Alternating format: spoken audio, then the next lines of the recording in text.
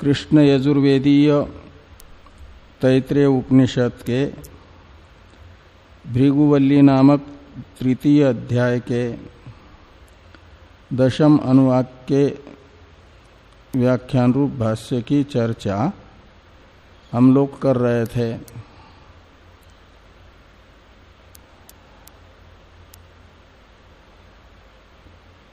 ये बताया गया यहाँ पर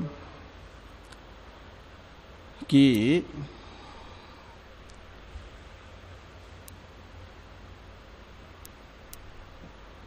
आत्मा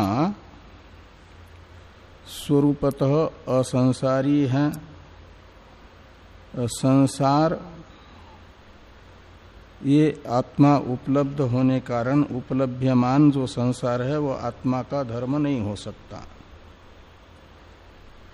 जो उपलभ्यमान है वह उपलब्धा का धर्म नहीं होगा, क्योंकि धर्म और धर्मी का अव्यतिरेक माना गया है, अभेद माना गया है।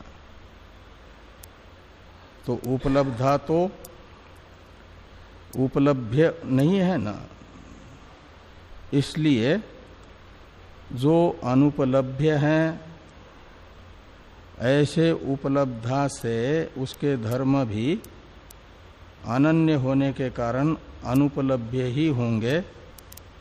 उपलब्धा में अनुपलभ्यत्व है तो उपलब्धा के धर्म में भी अनुपलभ्यत्व ही रहेगा। संसार को जो त्रासादि रूप संसार है उसको तो प्रत्यक्षादि प्रमाणों से ग्रहण किया जा रहा है। इसलिए प्रत्यक्ष प्रमाण से उपलभ्यमान संसार अनुपलभ्य जो उपलब्धा उसका धर्म नहीं होगा। उसका धर्म मानेंगे तो प्रत्यक्ष विरोध होगा। ये बात बताई गई। बीच में पूर्व पक्षी ने यदि ये मानेंगे सुख दुखादि को आत्मधर्म नहीं मानेंगे तो कापिल आदि दर्शनों के विरोध की आशंका की। तर्कशास्त्र में वैशेषिकों ने सुख दुखादि को आत्मधर्म माना है। तर्क के आधार पर उस तर्क शास्त्र के साथ अविरोध के लिए मानना होगा कि आत्मा के ही धर्म है। यदि विरोध लेना है तर्कशास्त्र के साथ तो फिर आत्मधर्म नहीं होंगे। इस प्रकार की शंका का समाधान करने के लिए कहा गया था न तेषां मूला भावे वेद विरोधे च भ्रांतत्वोपपत्ते। तो ये जो तर्कशास्त्र हैं कपिलादि के द्वारा रचित वह निर्मूल है, श्रुति मूलक नहीं है। इस अंश में जीवात्मा को संसारी मानने वाले अंश में, और इसलिए वेद विरोध जब स्मृति के साथ वेद का विरोध उपस्थित होता है तो वेद स्वतः प्रमाण होने से वेद को ही प्रमाण माना जाता है और स्मृति को भ्रांत माना जाता है। इसलिए कहा गया कि वेद विरोधे च भ्रांतत्व उपपत्ते, तेषां भ्रांतत्व उपपत्ते, यानी भ्रांति मूलक हो जाएंगे तर्कशास्त्र। तो इस प्रकार श्रुति और स्मृति से ये निश्चित हुआ कि आत्मा असंसारी है। इसमें युक्ति भी दिखाने के लिए, श्रुति अनुकूल युक्ति भी दिखाने के लिए कहा एकत्वाच्य। और एकत्वाच्य के अवतरण में टीकाकार ने कहा था किंच तार्किकेणापि ईश्वराधीनम जीवस्य सुखित्वं दुखित्वंच निरूपणीयम। ईश्वर कार्य मात्र के प्रति कारण होने से जो जीव में सुख दुखादि रूप कार्य है आत्मा में, उसके प्रति सुख दुख, जीवगत सुख दुखादि के प्रति कारण मानना पड़ेगा ईश्वर को भी। लेकिन फिर इसको सिद्ध करना पड़ेगा ना, कैसे? जीवगत सुख दुखादि का कारण ईश्वर है, ये सिद्ध करने की जिम्मेदारी होगी तार्किकों की। लेकिन तार्किक इस बात को सिद्ध नहीं कर सकते। इसे कहा गया कि तन निरूपयितुम न शक्यते, ऊपर से जोड़ देना तार्किक ही। तो तार्किकों को जो सिद्ध करना चाहिए था, निरूपण करना चाहिए था ईश्वराधीन जीव के सुख दुखादि का, वह निरूपण नहीं किया जा सकता उनके द्वारा। और स्वात्मनि ईश्वरस्य सुख दुख हेतुत्व असंभवात। ईश्वर में यानी सुख दुखादि जीव के ईश्वर अधीन है, इसका निरूपण तार्किक क्यों नहीं कर सकते? तो इसे बताने के लिए कहते हैं कि वेदांत सिद्धांत के अनुसार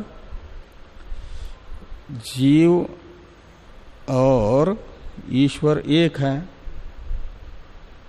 तो एक होने से, और वो ईश्वर सर्वज्ञ है, और सर्वज्ञ ईश्वर जीव में सुख दुख का हेतु है का मतलब अपने में ही सुख दुख उत्पन्न करता है, स्वयं के ही सुख दुख का हेतु है मानना पड़ेगा। तो ये कौन सी बुद्धिमत्ता हुई जो अपने ही लिए अपना, यानी अपने घर के सामने खाई खोद रहा हो? ये तो बुद्धिमत्ता नहीं मानी जाती ना। तो ईश्वर को अपने स्वरूपभूत जीव में सुख दुखादि का हेतु मानने का अर्थ है अपने ही सुख दुख का हेतु मानना। लेकिन ऐसा सामान्य बुद्धि मनुष्य भी नहीं करता है, जिससे अपने को दुख हो ऐसा कार्य नहीं करता जानबूझ करके। तो ईश्वर तो सर्वज्ञ है, उसमें इसलिए ये कहा कि स्वात्मनि ईश्वरस्य सुख दुख हेतुत्व असंभवात। तो ईश्वर का जो स्वात्मा है यानी स्वरूपभूत जीव है, उसमें सुख दुख हेतुत्व असंभवात। तो जीवगत सुख दुख का हेतु ईश्वर का बनना का अर्थ हुआ अपने ही सुख दुख का हेतु बनना, और अपने सुख दुख का हेतु ईश्वर बने ये असंभव है। इस अभिप्राय से कहा गया एकत्वाच्य, यानी जीव ईश्वरयो हो एकत्वाच्य। जीव और ईश्वर एक होने से भी मानना होगा कि आत्मा असंसारी ही है।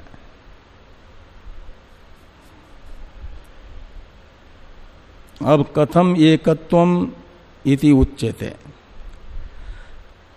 तो ये एकत्व रूप जो हेतु से आत्मा में असंसारित्व सिद्ध करने के लिए अनुमान बताया ना कि आत्मा असंसारी एकत्वात्, ये हो जाएगा अनुमान। आत्मा है पक्ष, असंसारित्व है साध्य, और एकत्व है हेतु। तो एक होने से असंसारी है आत्मा। तो इसके लिए जरूरी है आत्मा का एकत्व सिद्ध होना, नहीं तो पक्षे हेत्वाभाव स्वरूपा सिद्धि दोष माना जाता है ना। और ये जिस हेतु का पक्ष में अभाव रहेगा उस हेतु को कहा जाएगा स्वरूपा सिद्ध नाम का हेत्वाभास। तो एकत्व हेतु में स्वरूपा सिद्धि नाम के दोष की आशंका की गई पूर्व पक्षी के द्वारा। कथम एकत्वम, इससे तो इति उच्यते, यानी इस प्रकार स्वरूपा सिद्धि नामक दोष की आशंका जो पूर्व पक्षी की हुई उसका निराकरण किया जाता है आत्मा रूपी पक्ष में एकत्व को दिखा करके। आत्मा एक सिद्ध हो जाएगा तो फिर स्वरूपा सिद्धि दोष एकत्व हेतु में नहीं रहेगा। इसी के लिए स यश्चयम् पुरुषे इत्यादि मूल वाक्य हैं, इसका उच्चारण कर लें। स यश्चयम् पुरुषे यश्चासो आदित्ये स एकः एवं वित् अस्मात् लोकात् प्रेत्य एतम् अन्नमयम् आत्मानम् उपसंक्रम्य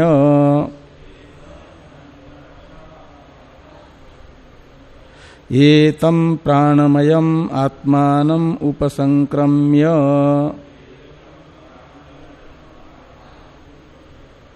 एतम् मनोमयम् आत्मानम् उपसंक्रम्य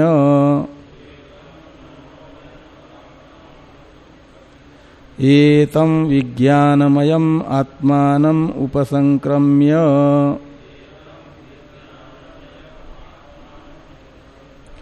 एतम् आनंदमयम् आत्मानम् उपसंक्रम्य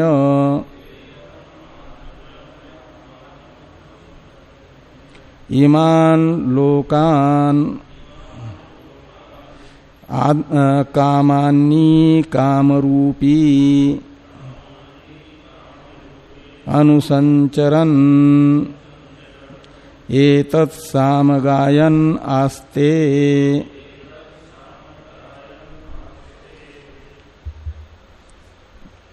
इतने का अर्थ देखिए।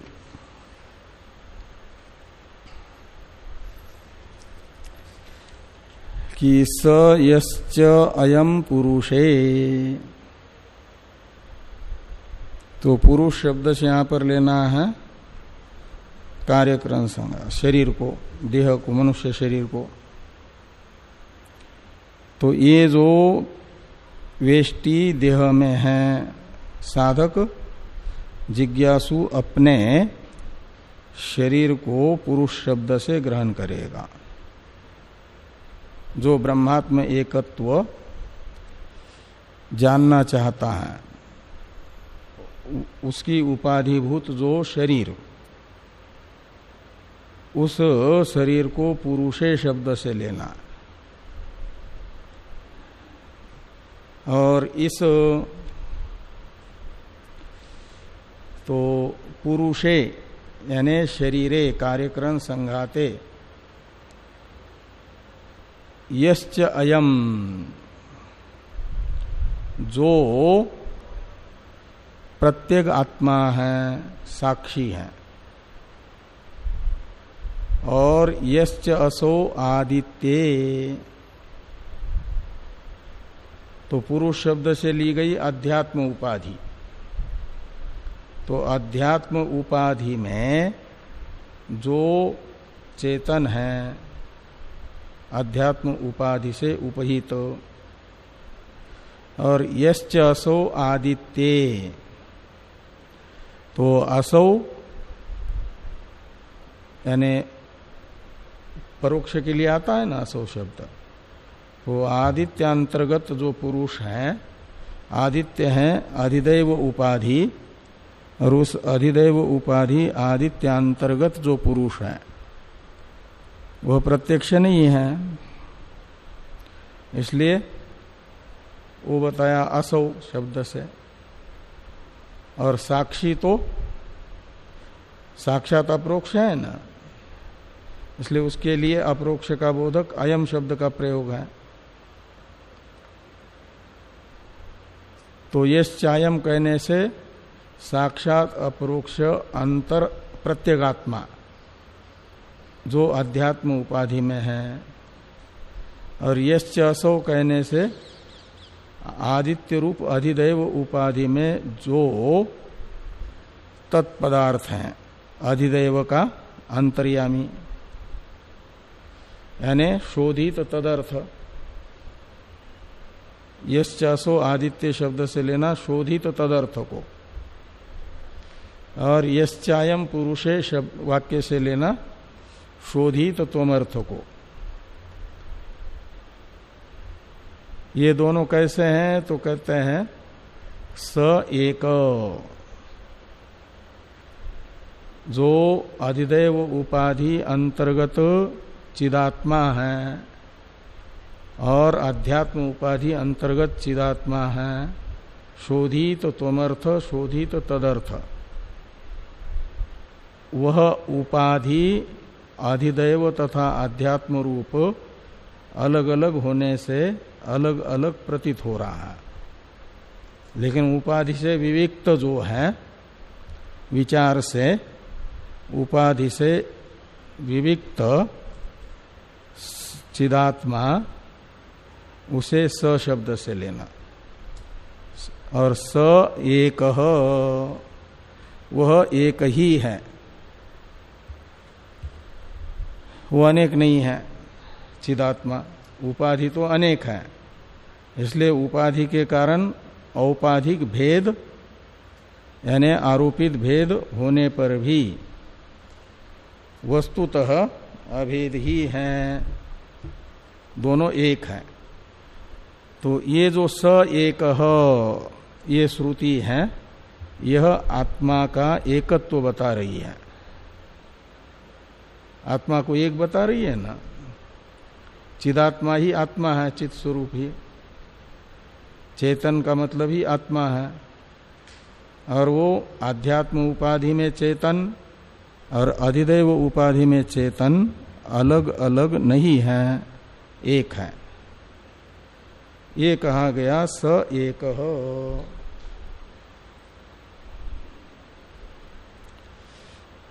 और ये जो एकात्मा है, इस एकात्म ज्ञान का फल बताया जा रहा है कि एवं वित,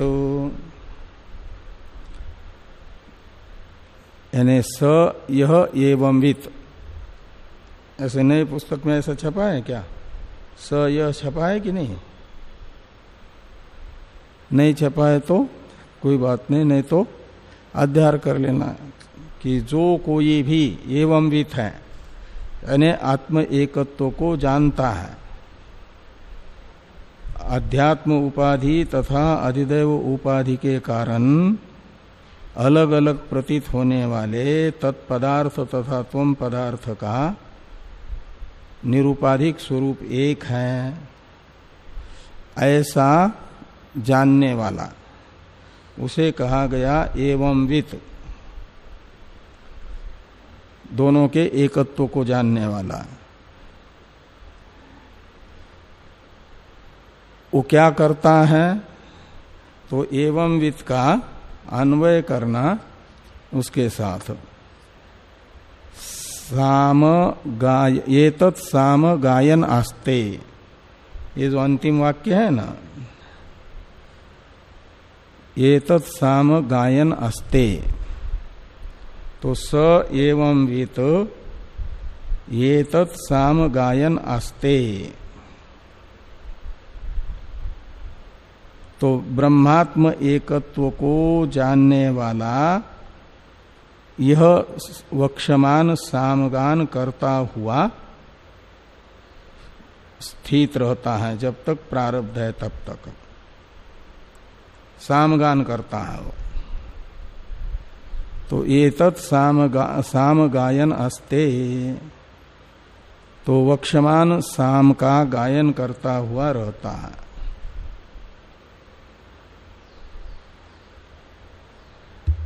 और बीच में सामगान करने से पहले ज्ञान से उपाधि मात्रक से अहंता का व्यावर्तन बताया जा रहा है। इसलिए कहा जा रहा है कि अस्मात् लोकात् प्रेत्य, तो अस्मात् लोकात् शब्द से लीजिए वर्तमान उपाधि को, वर्तमान कार्यकरण संघात, और इससे प्रेत्य का मतलब मरकर, प्रकर्षेण इत्वा, प्र उपसर्ग पूर्वक इणगतो धातु से त्वा प्रत्यय होकर के प्रेत्य शब्द बना है ना। तो प्रकर्षेण इत्वा यानी गत्वा, तो गत्वा का अर्थ है उत्क्रमण करके। ये जो कार्यक्रम संघात है, इस कार्यक्रम संघात से उत्थित हो जाता है, उद्गत हो जाता है, ऊपर उड़ जाता है, रहेगा कार्यक्रम संघात में ही। और कार्यक्रम संघात से ऊपर उठ गया का मतलब विवेक से, कार्यक्रम संघात में रहता हुआ भी कार्यक्रम संघात में तादात्म्य अभिमान नहीं करता। कमल पत्रवत कार्यक्रम संघात में रहता है, जैसे कमल पानी में रहता है, लेकिन पानी से उसका संपर्क नहीं है, पानी से गीला हुए बिना पानी में रहता है। ऐसे कार्यक्रम संघातगत सुख दुखादि संसार से असंश्लिष्ट रहता हुआ इस संघात में रहता है। कार्यक्रम संघात में होने वाले सुख दुखादि, उनसे उसका यत्किंचित भी संबंध नहीं होता। सुख दुखादि तो धर्म है ना, तो धर्म दूसरे पदार्थ में जाते हैं धर्मी के साथ संबंध होने से। जब तक अग्नि के साथ संपर्क न हो लोहे का या पानी का, तब तक लोहे में और पानी में औष्ण्य नहीं आता, उष्णता नहीं आती, न दाहकत्व नहीं आता। लोहे को दाहक बनने के लिए पहले दाहकत्व धर्म का, जो धर्मी है अग्नि, उससे संबंध स्थापित करना पड़ता है। मतलब धर्मी अध्यास पूर्वक धर्माध्यास होता है। तो ये शरीर में रहता है, कार्यक्रम संघात में रहता है, सुख दुखादि के जो धर्मी है कार्यक्रम संघात, धर्मी यानी आश्रय, लेकिन उनसे संश्लिष्ट नहीं होता। पानी में रहता हुआ जैसे कमल पत्र पानी से संश्लिष्ट नहीं होता, तो धर्मी से संश्लेष न होने से धर्मों का भी संश्लेष नहीं होगा, इसलिए असंसारी ही बना रहेगा। तो अस्मात् लोकात् प्रेत्य का अर्थ निकलेगा इस कार्यक्रम संघात में अभी तक तादात्म्य अभिमान करके जो सत्यात्म बुद्धि थी उसका बाध हो जाता है। अब उसकी सत्यात्म बुद्धि इनमें नहीं होगी, तादात्म्य अध्यास सत्य नहीं होगा। कार्यक्रम संघात में से किसी को भी अपना वास्तविक स्वरूप नहीं समझेगा।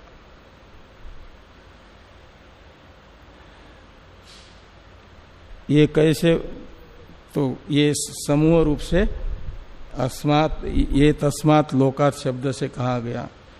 ये तस्मात् लोकात् शब्द से ग्राह्य कार्यक्रम संघात है। कार्यक्रम संघात के अंदर ही पंचकोश है ना, तो इसी का कार्यक्रम संघात का ही विवरण है पंचकोश के रूप में। कार्यक्रम संघात से प्रकृष्ट रूप से गमन का स्पष्टीकरण करते हुए ये कहा जा रहा है कि ये तम अन्नमयम आत्मानम उपसंक्रम्य। तो अन्नमय आत्मा है स्थूल शरीर, तो स्थूल शरीर से उपसंक्रमण करता है का मतलब स्थूल शरीर में से अहंता का व्यावर्तन करता है। जैसे एकात्म ज्ञान होने से पहले मनुष्य शरीर को ही मैं मनुष्य हूं ऐसा मान लेता था, ऐसा अभिमान नहीं करता अब, सत्याभिमान। तो ये है अन्नमय आत्मा का उपसंक्रमण। ये तम प्राणमयम आत्मानम उपसंक्रम्य।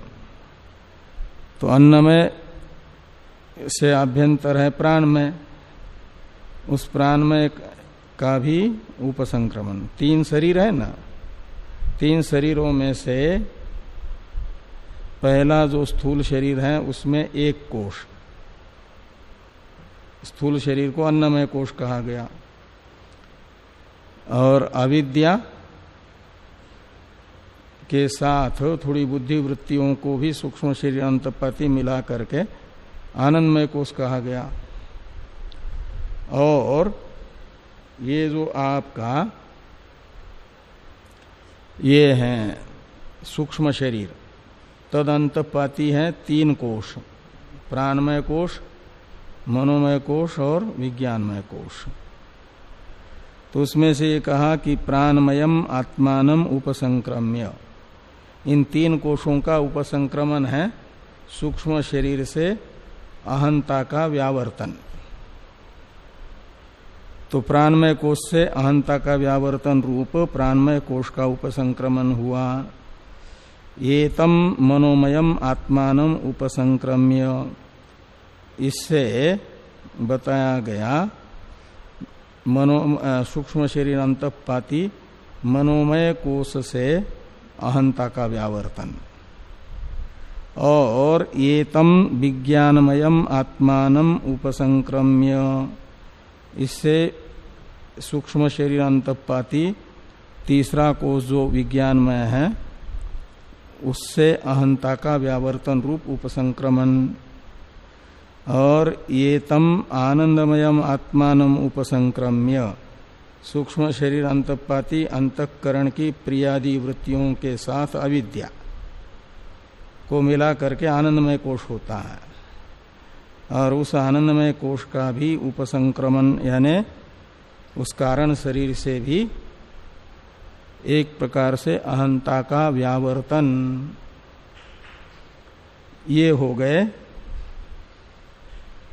एतम आनंदमयम आत्मानम उपसंक्रम्य इत्यादि 5 कोशों का उपसंक्रमण हुआ। यानी अस्मात् लोकात् प्रेत्य का अर्थ हुआ, स्पष्टीकरण हुआ। और ये उपसंक्रमण करके क्या करता है? तो पहले तो यानी ये तत् सामगायन आस्ते, उसके साथ अन्वय करना है।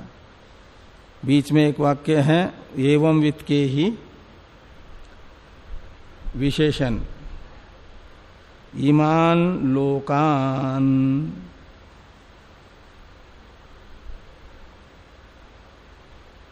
अनुसंचरण के साथ अन्वय करिए। अनुसंचरण का कर्म है इमान लोकान, अनुसंचरण कहते हैं इन लोकों में अनुसंचरण करता है कौन? तो कहते हैं कामान्नी और काम रूपी। जो कामान्नी है और काम रूपी है, तो कामान्नी यानी कामान,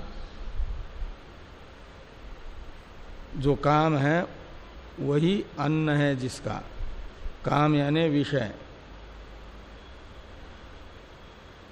और विषय है अन्न के तरह अन्न जिसका, उसे कहा जाएगा कामान्नी। जो युष्मत प्रत्यय गोचर है ना अध्यास भाष्य में ब्रह्म सूत्र के, उसको विषय शब्द से कहा है ना। तो आत्मा का अन्न को क्या है, कठोपनिषद में भी एक मंत्र आता है,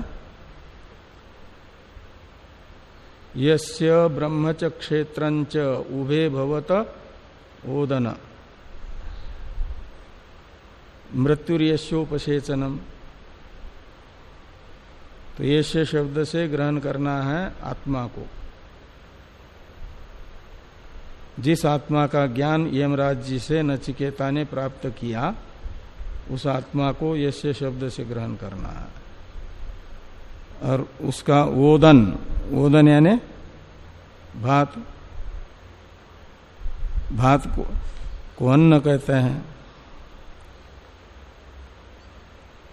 तो वो कौन है, तो ब्रह्म क्षत्र यानी ब्राह्मण तथा क्षत्रियों को खाता है आत्मा। ब्रह्म और क्षत्र, ब्रह्म का अर्थ है ब्राह्मण, क्षत्र का अर्थ है क्षत्रिय। ये दोनों अन्न है किसके, ब्रह्म के, आत्मा के। और ब्रह्म क्षेत्र से उपलक्षित लेना पूरा जगत चराचर। अत्ता चराचर ग्रहणात्, एक ब्रह्म सूत्र में अधिकरण ही आता है ना, उस अधिकरण के अनुसार, और उसका विषय यही मंत्र है, यस्य ब्रह्मच क्षेत्रंच उभे भवत ओदन। इसमें ब्रह्म शब्द से किसका ग्रहण करना है, ब्रह्म और क्षेत्र शब्द से, तो कहते हैं वाच्यार्थ तो ब्राह्मण और क्षत्रिय है, और उपलक्षण इसको मान करके इन दोनों शब्दों को सारे जगत को लेना, चर अचर संपूर्ण जगत, इसका ओदन के तरह ओदन है। और मृत्यु यानी सारे जगत को मारने वाला काल, वह भात ही खाली, दाल भी ना हो, चटनी भी ना हो, कुछ भी ना हो, तो खाली भात थोड़ा ही खाया जाएगा बिना दाल सब्जी के। या चटनी कम से कम होनी चाहिए। दक्षिण में वो लोग चटनी बनाते हैं, प्रवास में चावल पका करके एक बर्तन में ले लेते हैं, और सूखी चटनी होती है मसालेदार, वो फिर मिला करके खा लेते हैं तेल मिला करके। ऐसे वो चटनी के तरह चटनी है मृत्यु। सारे जगत में उस मृत्यु रूपी चटनी को मिला करके, काल रूपी चटनी को जगत को मिला करके प्रलय काल में यह आत्मा खा लेता है। इसलिए सारा जगत ही आत्मा का अन्न है ना। इसलिए कामान्नी का मतलब हुआ काम शब्द से विषयों को लेना।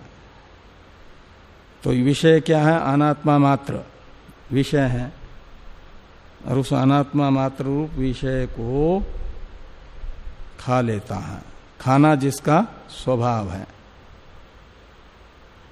यही जिसका अन्न है, कामान्नी। और काम रूपी, और ये काम रूपी है, यानी